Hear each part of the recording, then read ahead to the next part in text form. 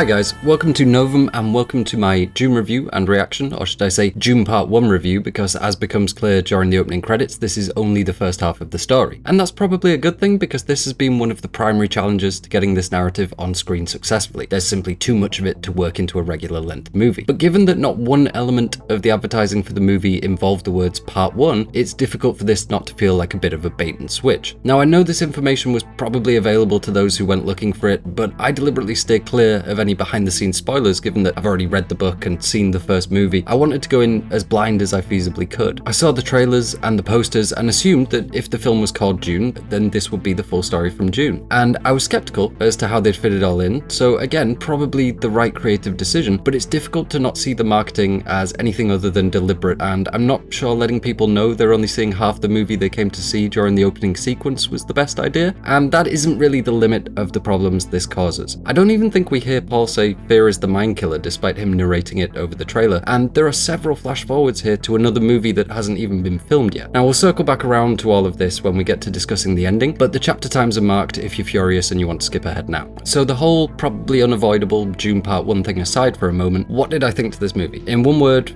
phenomenal, or maybe astonishing actually. Every single part of Denis Villeneuve's vision for the DUNEverse is perfect, for me at least. If it were up to me, he would be given all of the science fiction to handle from here on out, because between this, Arrival and Blade Runner, he has separated himself and found a new rung of quality and beauty for the genre to rest at. The way he utilizes ultra-real but very flat CGI and color blending to make everything feel like a legitimate part of the scene does not get enough credit. He's capable of creating these vast, high fantasy scenes that still feel entirely understated and tangible. In Blade Runner especially, he doesn't let CGI moments dominate the shot or draw focus. In DUNE, more so than any of his other films really, many if not all of the shots are filled with elements that are impossible to shoot practically, and the film does an exquisite job of matching and coloring them so they feel part of a cohesive and real world. The cinematography, the spectacle, every part of how this film looks is a complete joy to behold. And that's not just important aesthetically, it's crucial to building this world, or rather this universe, in a believable way. If there is one thing I could criticize about Villeneuve's style is that he seems to suffer slightly from Christopher Nolan syndrome, where the background sound often overtakes the characters speaking. And this becomes a little problematic when those characters are using a lot of alien pronouns you don't recognize and you're trying to make sense of in the moment. It's minor, but I remember this happening at points in the cinema with Blade Runner, Arrival, and everything Nolan has made following Inception, and it very rarely works for me. Beyond the audio and the visuals, all of the in-universe elements that have historically been problematic to get on screen were extremely well realized, barring a couple of slight exceptions. The Bene Gesserit, the Harkonnens, the Sandworms, the Hunter Killers, all of it was just phenomenal. It had just the right amount of high strangeness without ever stretching credulity or falling off into the campy space opera of the first attempt. One recurring annoyance was how the personal shields work. Now, if you've seen David Lynch's DUNE, these shields will probably have stuck in your memory as looking like the worst thing your eyes have ever had to relay to your brain, and I'm happy to report that the shields look really cool and actually provide some really awesome visuals. The overhead shots of group fights are provided an awesome clarity, as we can see where each figure is hitting and being hit. We can even see which blows are fatal, and that's really quite cool because usually with shots like this, your eyes are just blurring over the general chaos. But the film really goes out of its way to demonstrate how these shields work, the slow blade pierces. We see them function like this multiple times. Fast shots bounce off with a blue light, and a slow entrance lights up red. We see the Hunter Killers slowly tunnel into the shield using this exact premise, but during most, if not all, of the fight scenes that involve shields in the second half of the movie, this logic is just completely abandoned. Main characters and NPCs alike are just able to rapidly slash at their enemy and red light kill them no problem. In fact, the logic really becomes it flashes red when the moveset the character is doing looks like it's delivering a kill shot. Just the logical place you expect that henchman to die. There's so many times the film just outright ignores its own logic that it becomes a little bit infuriating, given the definite focus the film puts on how these shields work. It's a minor gripe, but it seems like with slightly better choreography, it would have been completely avoidable, and it is just so glaringly wrong that it drags you out for a moment. One thing that doesn't make an appearance beyond a slight teaser is the Fremen's ability to harness sound and use it as a weapon. To me, this works even less than the shields in terms of how it has been depicted before and how easy it is to transfer to screen in general, but given that the look of the shields is good, if not the logic, hopefully hopefully this will be well handled too if we ever do see it on screen. The performances are all excellent. I really don't expect anything less from Oscar Isaacs or Timothée Chalamet. X-Men Apocalypse aside, you just don't get a bad performance out of either of them. Oscar Isaacs in particular just stole the show for me as the shrewd, risk-managing but loving father. His voice when greeting the emissary is epic and regal, and his final scene with Baron Harkonnen was just an aesthetic powerhouse and heartbreaking and cathartic all at once. The poison release, the giant table, the nude paralysis, that scene is an absolute masterpiece.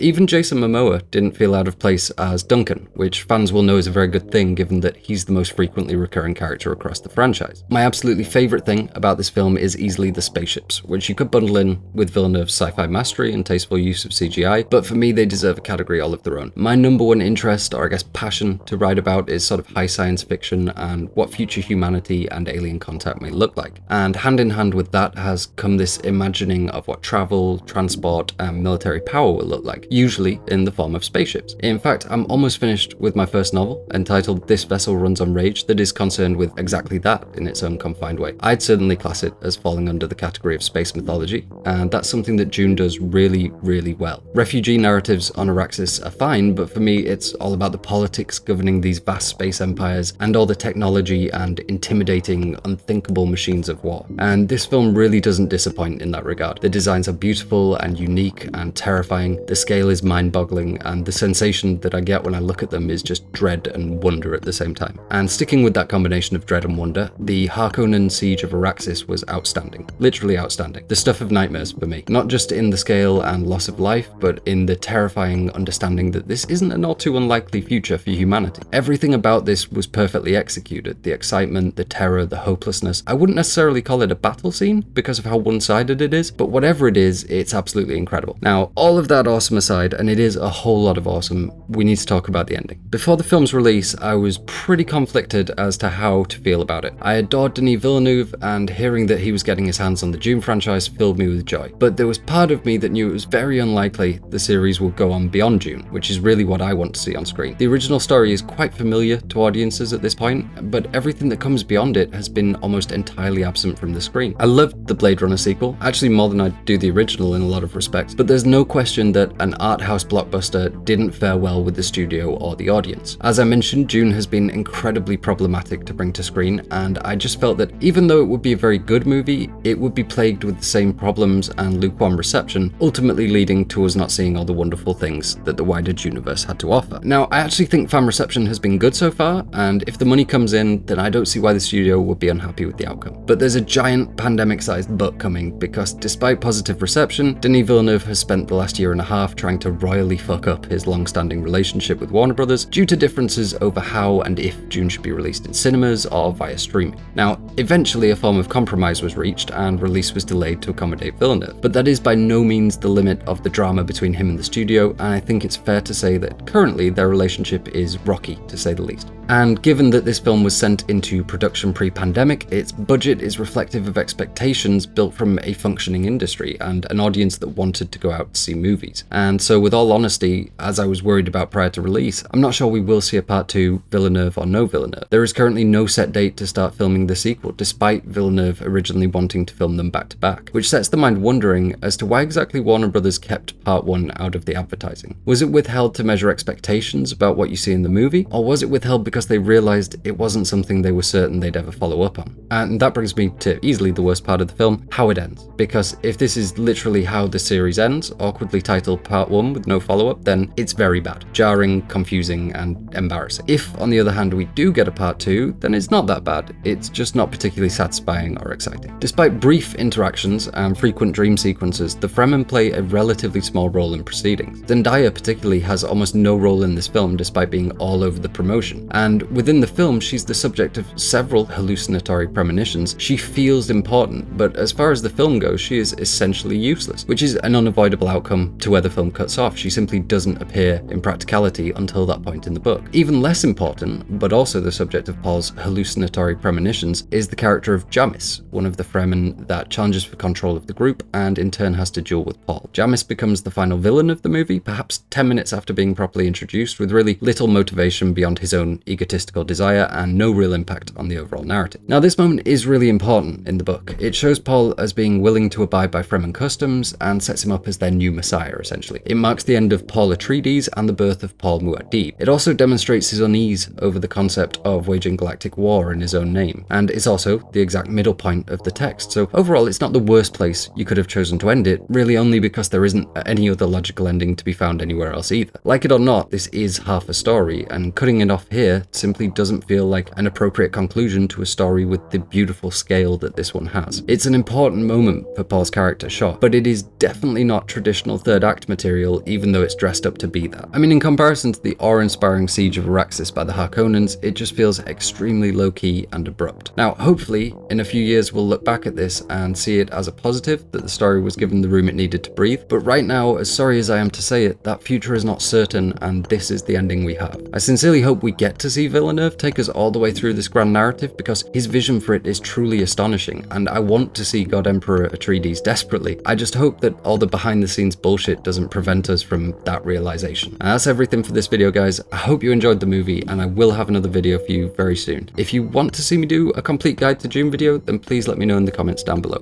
Peace.